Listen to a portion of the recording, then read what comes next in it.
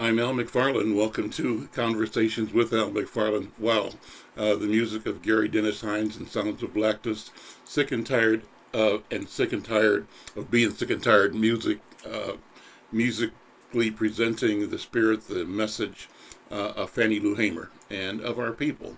We continue today with our focus on healing. We call this the Healing Circle, and I'm pleased to have as my guest my colleague and friend and one of the dynamic powerhouses in community, Cherlynn LaChapelle. Cherlynn LaChapelle is a registered nurse and a nurse practitioner who's specialized in a couple of areas. She can tell you about that, but I know she's finishing up her work right now in mental health nurse practitioner field. And I've known her also as an entrepreneur, as an effective and powerful business leader, business owner, and she's also a politician. She's run for city council in the city of Maple Grove, her first time out, but look for her to keep active in that field of elective politics. Cherlynn, Happy New Year, first of all. Good to see you. Unmute your microphone and yeah. And I started with that music from Gary Hines and the Sounds of Blackness because I interviewed Gary and your and my friend Robin Hickman a couple of days ago, talking about the work that Robin Hickman, actually, that's what I've known her as in our family, but Robin Hickman Winfield is the proper name. But she and Gary and I talked about the award that Gary and Seytu Jones and Lou Bellamy have received at the Ordway Theater, a special presentation, a documentary that they premiered last week that highlights those three genius thinkers' contribution to the artistic development of our community and to the arts altogether. So it was a great pleasure to talk to them and also to present that music because it speaks to the moment. Well, we've been talking about COVID-19 and what do we do and how we move as a community to continue to respond to COVID-19. So let me just stop there and ask you to weigh in. Thank you for being here. Happy New Year. And when you're thinking today about COVID-19, what's on your mind? Happy New Year, Al. Happy New Year to our listening audience and viewing. When I think about COVID-19, I think it's the most effective killer that we've ever had in our lifetime. And I hope it's the last one like this we'll see. It's an invisible killer. It's nothing you can see, taste, or feel until you get the disease. And at that point, it's too late. It's something that we need to be wise about. We need to protect ourselves from. Yes, we're all sick of wearing masks. We're all sick of not seeing our friends and family and social distancing. But we're not that sick that we want to risk dying and suffocating and losing limbs because blood clots are going everywhere, having strokes and heart attacks. And in fact, never being the same after you get over it. Like many athletes, this was career ending for some of them.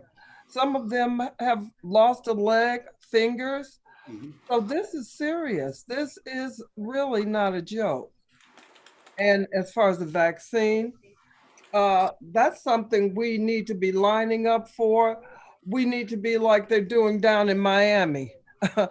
They have a waiting list into February of Really? people, yes, who want to get it, and that's something, isn't it? Because they see how many people are dying.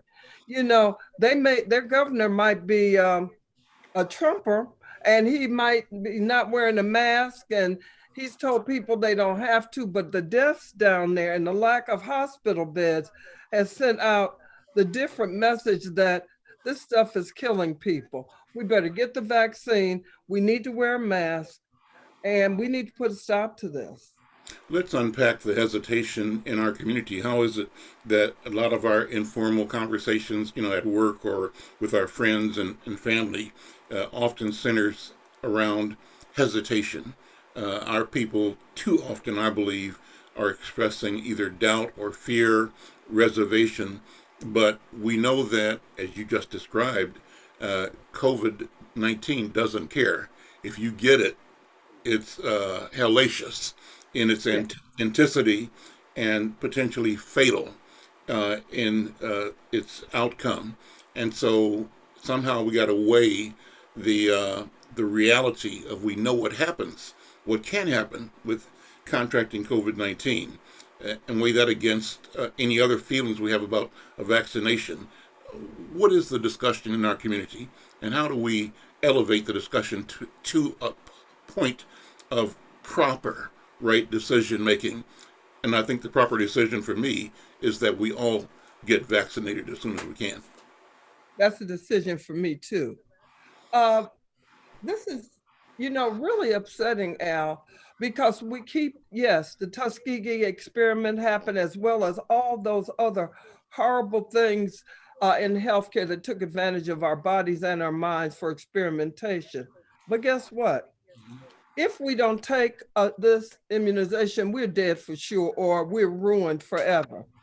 I want you to think back before we had this doctor in England who did his false research stating that vaccines cause autism, which was proven to be a lie. And he did one unproven experiment so that he can become famous. Well, he was very successful there. He did become famous for being a liar and he lost his medical license. Mm-hmm. But the harm done around the world, this anti-vaccine movement that started because of it has been just deadly to so many people. I want to bring you back to polio. Mm-hmm. We look at polio now, a lot of young people say, what is that? Right. Well, in the 40s and 50s, we knew what that was. And in fact, in 1983, when I came here working in the ICU, I took care of a patient on an iron lung who had had polio. Hmm. And his muscles were so weak that he couldn't breathe on his own without that iron lung, Hmm. which would cause negative pressure so that it would lift the lung up and then it would release the pressure and the lung would go down to simulate breathing. Is that the same as the ventilator today, or different? It's different. Different. Okay, it's probably the predecessor to the Mm-hmm. modern ventilator. Yep. But I Use remember the term iron lung. mechanical. Yeah. Yeah. Yep. It was mechanical Mm-hmm. external forces Got it. versus pushing pressure into the lung. Okay. His own muscles just couldn't do it. Mm-hmm. And I ran into a lady, I see her all the time at Home Depot. She works there from Africa in a wheelchair. And I said, why are you in the wheelchair? Were you in an accident? She said, no, I had polio. Mm. So, we have not been exposed to what polio does. Mm-hmm. And smallpox? Mm-hmm. We don't see that anymore. Mm-hmm. Scarlet fever, all of these, we had immunizations. So it's like it never happened. Tuberculosis. I had two aunts die. My father's sisters died. His first wife died of TB in the 40s, the late 40s, and my grandmother. Mm-hmm. Mm-hmm. People say TB, it doesn't kill. Well, we've developed treatment for it. Back then, it was a death sentence. Right. So you're talking about immunizations. Insulin. Let's talk about insulin. Let's talk about high blood pressure medicine. Immunizations are nothing but another medication. Mm-hmm. You talk about mental illness and you talk about taking medications for bipolar, schizophrenia. Do you take your insulin every day? All this is an imbalance in the body's chemistry. Mm-hmm. The brain is all part of the body chemistry. Mm-hmm. If it's not balanced, you got issues, you got problems. Well, what this vaccine is doing is going in and it's educating our body. It's educating our genetics and our immune system so that when it sees this attacker comes, it will bring out the guns and it will start shooting to kill to prevent it from taking over our body. So we're saying I just want to be left here so that it can come and take over and kill me. Do you leave your door unlocked for people to just break in? No, you lock the door. Right. This vaccine's going to lock the door, and it's going to give you some weaponry if they knock down the door. That's a powerful way of saying it. I mean, it makes it really plain, And you mentioned the polio. I can remember, Sherlyn, back in maybe third grade, fourth grade, or maybe second grade in Kansas City, where I grew up. And back then, the polio, this is like 50s, right? Early 50s. Yeah, I'm Polio was familiar. a big deal. It was. And people were aware and afraid and conscious of the threat of polio nationwide, probably worldwide. Worldwide. Probably worldwide. And then I remember all of us being educated about the work of Dr. Jonas Salk, Oh. right? And we knew what the Salk vaccine was Mhm. even as children. So they spent a lot of energy and time and classroom time and family time talking about the potential to stop this debilitating and potentially killing condition of polio. And I think we kind of knew people in our community who had polio, who were crippled. It's like, kind of like people what's with Parkinson's and cystic fibrosis or mhm. or Lou Gehrig's. muscular dystrophy, Hmm. having mechanical supports, braces to get around. And so we all kind of knew that this danger was imminent and the threat was real. And so I remember having all of our classroom with the whole school in a warm day outside on the playground, lined up, a couple of stations with nurses and Yeah. vials and needles, and walking through and giving us those shots. I think for polio, and At school. They yeah, at did it school, at school, at all the schools. I mass remember. mass inoculation, mass vaccination, right? Yeah, And I think that happened also with measles as well, and it others did. as well. So we've been through this before, and because I remember that that was a life-saving experience, it leads me to be confident that the COVID-19 vaccination will be a life-saving experiment. And the urgency for me is that I'm thinking how I can't hug my grandsons and my Yeah. granddaughters, right? I can't be around them close up. So everybody's distant. And so I'm thinking how wonderful it's going to be and how important it is that I maintain the protocols, right? And keep myself safe and them safe until such time as I can get the vaccination, take it as quickly as I can, Yeah. and if they have it as well, make sure that I'm not a risk to them or nor they to me, and we can be together again because I'm missing our ability to be together with each other. So, I want to keep talking about how important it is that we think about this the right way in our community so that we don't fall victims to our own doubt or indecision or misinformation. I'm glad you mentioned misinformation, Al, because unfortunately, we've got doctors, nurses, nurse practitioners who are our ethnicity and color out here engaging in this false information. Mhm. And I have seen some of it. I looked one lady up, and she really was a nurse practitioner out in Washington State, a suburb of Seattle, and her husband was a minister. Mhm. And then somebody said, well, she's a professional health professional. You can get as many degrees as you want and still be insane, still be crazy as a bed bug, okay? That has nothing to do with intellect. Mhm. I'm sure they got some MDs and nurses and nurse practitioners in QAnon who Yeah. think that certain people eat up newborns and all that craziness. So don't let the fact that someone has a degree fool you. Yes, they learned the science, but they probably didn't believe it because of their insanity. Hmm. We can all pass a test. Yep. Yeah. That doesn't mean you're not defective. It does not. Yeah. And this woman is all over Facebook and everything. And of course, I went on there. She blocked me now, but I put on there. I said, "This is insane. You're killing people. This is not the science. People should not take the vaccine. Why? So they could die. They need to believe in God. They need to pray." I believe in God, and I believe that God gave us the intellect to That's right. be able to make these great discoveries. Hmm. Just like God gave us the intellect to know how to farm year after year and to build all this technology that you're abusing with lies, you Hmm. know. How to And fly, how to talk across the world, how to yeah, be doing, the kind of conversations we're having now. This was unimaginable Yeah, 50 years ago, 100 years ago. Yeah, Uh, and this technology that we're using. So, absolutely. And that certainly is a testament to the Creator, right? it To is. allow us to attain and utilize this knowledge.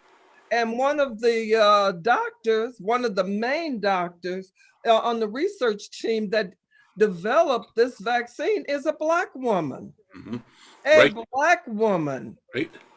And she wasn't the only Black person on the team. Again, God given ability, God given intellect to save ourselves. But since we're religious, and we believe that there's a devil on the planet, there's a devil on the planet giving out false information, utilizing humans to give out false information so that we'll die. And while we're on religion, the devil came to steal, kill, and destroy. And when false information is what you're following, then the devil will steal your life, will kill you, and destroy everything. Here's the article in Monday's Insight News about Oh, Dr. yeah. Yes, he Kizmiki is. Corbett, who has developed the um, scientific approach to the coronavirus vaccine. And, I think it's just so important that we show our people being the Mhm. solution and not just the problem. And that's what this story does. It says that Dr. Fauci talked about, he said, a note he wrote saying, to my African American brothers and sisters, this vaccine that you was it going to be taking was developed by an African American woman, straight up.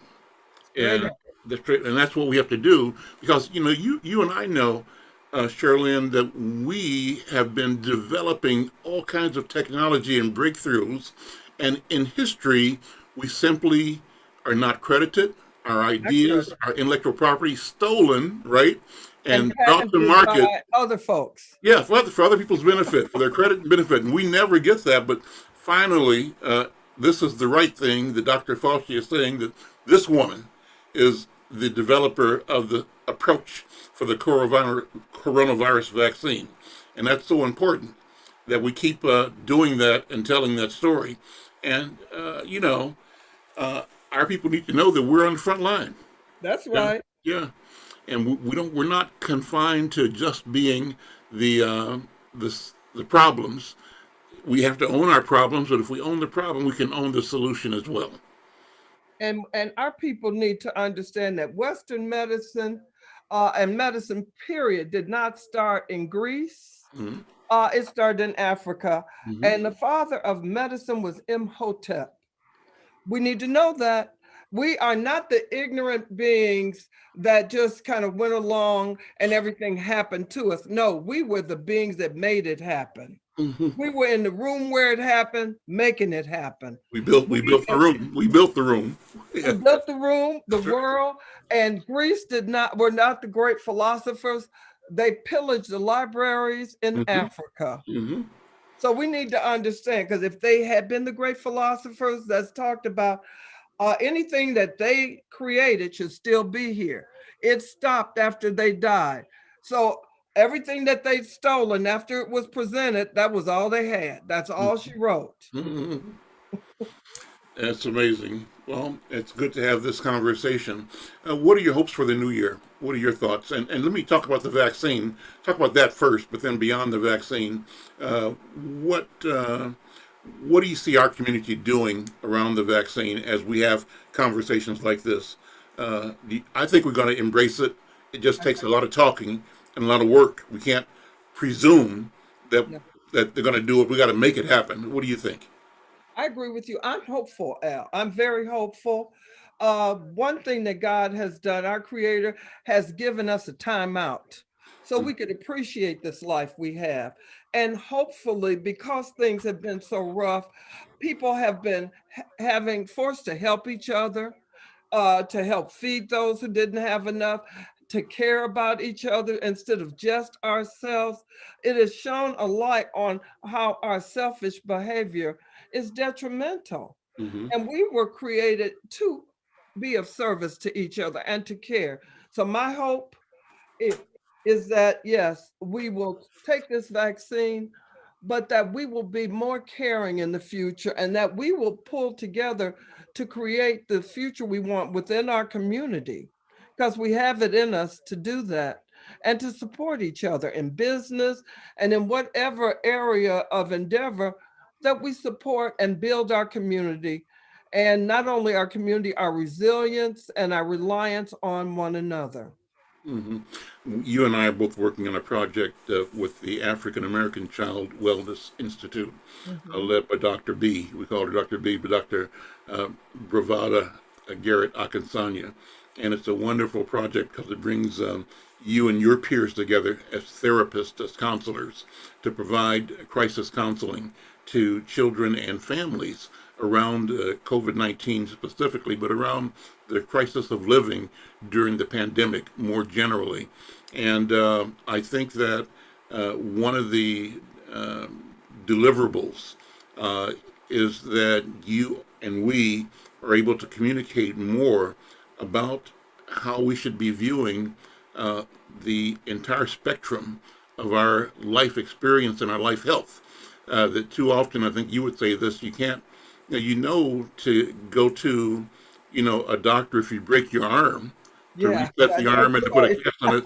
But what we fail to apply is the same awareness of using trained specialists when our minds don't work or are damaged, and that, but we also know that there's trauma, that our experience Must. since 1619 has been an experience of trauma that has never ended, that is incessant, right?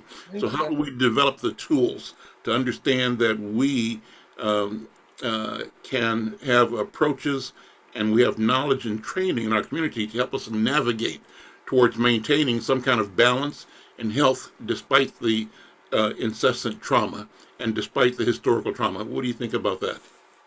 I think that, and that's another hope of mine. As you know, I'm always bringing up the stigma thing. Do you have a stigma if you got diabetes, high blood pressure? Heck, there's no shame in my game. I suffer with depression. I take bupropion. Mm-hmm. I'm going to put it out there. I am not ashamed, Mm-hmm. and neither should anybody else. Just take your medicine. Yeah. It's a biochemical disorder in the body. You can't help it. Nobody raises their hand and say, I want to be bipolar. You know, I want to not live a normal life. I want to be stressed and depressed all the time and hearing hallucinations and delusions and all of that stuff so that I don't fit in to society and I can't hold down a job and my life is just hell. Nobody asked for that. Right. So understand, nobody asked for diabetes, nobody had heart disease, strokes, uh, Parkinsonism, dementia, Mm-hmm. any of that. Nobody volunteered. Mm-hmm. So when things happen to good people, you do the smart thing. I'm just going to say you do what rich people do. Every last one of them got 1 to 2 therapists on speed dial and That's a right. psychiatrist to get their medication. So are you not worth what they're worth? That's right. That's right. Well, I And say the they same talk thing. about it. Let me disclose. I'm not only a colleague of the team over at Bracken's, but I'm a customer. So I'm A so client, yeah. I'm a client of Bracken's Consulting because I have found that therapy helps me, and so I raise the question to myself all the time: what do I need to make it from this level to the next? And how do I get help in reviewing both where I am, what hasn't worked, and what appears to be working, and how do I try to reduce the barriers that I placed in front of myself Yeah. that keep me from attaining the things that I seek to attain in life. And I take the attitude you just described. If rich people have therapists, why shouldn't I? If successful people have help being successful, I would be foolish to not do it. And the beautiful thing is that I have great insurance, right? And for most of us who are in corporate or business and even in professions and working situations where insurance is part of your job, you have this capability to afford the therapy. You should do it. The beautiful thing for me is the bonus of being able to spend money with black businesses, Yeah. spend money in my community. And so not only am I getting help, but I'm being intentional in where I'm seeking the help. And I'm seeking the help in an environment that I think understands my culture, my sensibility, my motivation, and my dignity and my right to be fully um, a fully engaged and fully formed human being, the best human being I can be, where my worth is not questioned, right? My Absolutely. worth is supported. So I encourage people to go to resources like therapy and black psychologists or psychiatrists to just help you navigate. Help you navigate. There's a lot of pressure out here. Oh, yes. It's incessant. And the word crazy, we need to stop using that, okay? Mhm. We really do. Everybody's crazy. Everybody, what is normal? That we really need to define normal. I'd like to know who is normal. If normal is this line in the middle, everybody's either up here or down there, Mhm. trying to stay as close to that line as possible. But I don't think anybody is on that line, and that line is normal. So we work to be as normal as we can.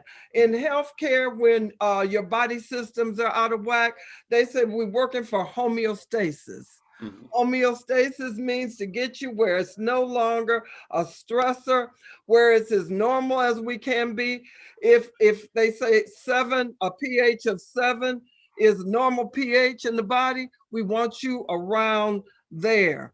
We don't want you at 7.3. We don't want you at 6.5. Mhm. We want you as close to 7 as you can be. Does that make sense? It does, but it raises a question, Sherlyn. I'm just thinking as you're describing the science and the analysis. How could you be a slave and be normal? There's no way in God's green earth. The post-traumatic stress, they gave a whole new name to PTSD, and Mhm. that's before they had a name for it. Could you imagine every day waking up where you could be beaten, killed in front of everybody, lynched, where they cut off parts, and they just take your child and sell it to somebody? This was your daily life. Those people, we got to come up with another term for what they went through. I remember listening to one of the narratives that I think the WPA, I forgot what WPA The stands for, work, the work Public program, Works or something like something. that. Yeah, they were documenting the history and the stories of Africans who had been enslaved. This was back in maybe the 30s because the last ones were dying out, 30s and 40s, right? Yeah. And there's this one that I listened to, and it just hasn't left me because they were asking this man, and it was his relative, his grandson, that was doing the work, doing the interview, and he asked and said, "Grandfather, when you were a child, uh, what kind of job did you have? Where did you work? Who did you work for?" So the grandfather said, "What? What? Work, I was a slave. What do you mean? Who did I work for? I was a slave. They owned me." And he said, "Well, talk about that. It was like from the moment you woke up all day, every element of your breathing life was regulated under scrutiny. You had to get permission to do this, that. You couldn't go from one place to another without having a note off the plantation that you were owned by." And so he just described this horrific daily experience. So I'm thinking in the context of his testimony, Sherlyn, and what you just said about normalcy. How could you be normal? And if that's what life was like for That was three to his four normal. million, three to That was four their normal. million of us, and trauma we know transmits over generations, right? And so we still are suffering from that dehumanization, that effort to dehumanize us. And I guess the lesson though is that maybe the redemption comes from knowing that those who attempted to dehumanize us were dehumanized as well. Oh, they were. And They and, are. and that our job at the end of the day in saving ourselves will be to provide a solution for all of humanity. I'm thinking that, but I don't know. What do you think? I agree with you. And just to throw a little science behind all that they went through, the more stress you're under for a prolonged period of time, it changes your genetics. Mm-hmm. And you pass that genetic coding on to your child, that like that, being all stressed out and in fear. Mm-hmm. And so it's over a period of time, it has a terrible effect and on the mind and the body, Mm-hmm. you know. So we've passed this on. Even now, where we're not enslaved, we give our kids the talk. Mm-hmm. Be careful out there. Watch out for the police. Don't say anything. Don't move too quick. You know, all of this. So we start adding on to the coding, genetic coding, the fearful coding that they already have ingrained, passed on from us. But now we start working on the mind even more by warning them and scaring them. But we have to, because their very existence depends on them being cautious and afraid, Mm-hmm. as we have seen with George Floyd and many others. You don't have to do much to get killed. Mm-hmm. Mm-hmm. So Oh, I know I'm hopeful that, yes, we're going to have to help the world, but there's been so much intermarrying and children that are mixed, as much in my family, mm-hmm. that some of those parents who were white grandparents have grandchildren now, and I know most of them at least love their grandkids like I love mine and you love yours. Mm-hmm. And when they think about somebody treating their grandchildren like they would have overlooked before they had these grandchildren, now they're up in arms. So Yep. I think we have some allies up there who are vested in the Mm-hmm. struggle, Mm-hmm. not just doing it because they think it's right. They are vested. They got blood in the game. And that's important. That is important. And I think when enough people start looking at themselves and how they contribute to this inhumane treatment, and they call themselves Christians or whatever they call themselves, good people or whatever, you don't fit the definition of a Christian or a good person if you're tormenting and making the lives of others unlivable. Yeah. Yeah. Yeah. You're not good. So, what are we going to do in 2021? How do we pursue our vision of what it means to be an excellent human being, even though the environment remains hostile? I think we remain hopeful Yeah. and remain confident that that which is within us has power, that is restorative, that is redemptive, that is protective, and that is intended, that is purposeful. That's what Yeah. I think. Am I on the right track? You definitely are. The resilience that God put in us, we would have been gone on the middle passage. Mm-hmm. We never would have made it over here. And then after we got here, what we went through, good God, all of us should have had a heart attack and died after the first month on the plantation Mm-hmm. with what was going on. But somehow we made it through, and we still had hope. We had the strength of character and the strength of hope to persevere. And here we are now. Look at us. Look at us. We got that Black female doctor who developed that vaccine. I mean, the laptop that I'm looking at you on, a brother, a Black man developed the PC. I mean, the rocket fuel, the stoplight, the washing Refrigeration. machine. Oh my Yeah. God, Yeah. it's so much refrigeration. Mm-hmm. And you know, Al, you and I could go on for hours on all the inventions that Mm-hmm. most of our people don't know that were ours. Mm-hmm. You know, and as a nurse, blood plasma and all that, you Yep. know, oh my Yep. God, first open heart surgery. Mm-hmm. I was born in that hospital, Providence Hospital, where that surgery happened by a Black physician, and the patient lived. Ah. Amazing. So I'm pretty proud. You can tell, huh, Al? That's right. That's right. Well, and that's a reason to be proud. And I think the message, Shirlene, is that that's who we have to be and how we have to be. And I call that that we simply have to discover how to be our true selves. Yes, and know Be our ourselves, unrestrained and unrestricted, right? Free to no think and shame. to say what we believe is our truth, and to Yeah. bring that to the marketplace and to own it, and to not be discouraged, dissuaded, discarded, pushed to the margin. We have Yeah. to fight. We have to fight, and fight with the belief that victory is both inevitable and imminent. That's what I'm saying. I like This, that. all right. This And has I been, believe it. yeah, I believe it as well. I believe it as well. Shirley, we're going to keep talking over the next few months. We'll keep this work going, this conversation going. You and I are going to look at how we can address social media. Your comment earlier about the disinformation that Yeah. is rampant in our community, even by people that you think should know better. And Yeah. so there is a need. So you and I are going to have this conversation about what we can do on social media to combat and to refute and to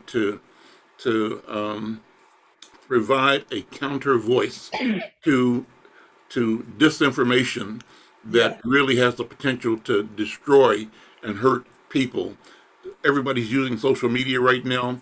There isn't a code of ethics No, in social media that guides all the people. No protocol. So I think that that's a conversation that you and I are going to have. But how do you? It's almost like Ghostbusters, right? Uh, yeah. speak out malicious disinformation and get rid of it. And I almost feel Challenge. like, Al, that those things that are on malicious lies that are in, we almost need to put them up and so that people can see, look, Right. this is what's going for truth. And it is not 5G That's right. that has you. And there was a Black woman doctor talking about it was 5G and don't be afraid.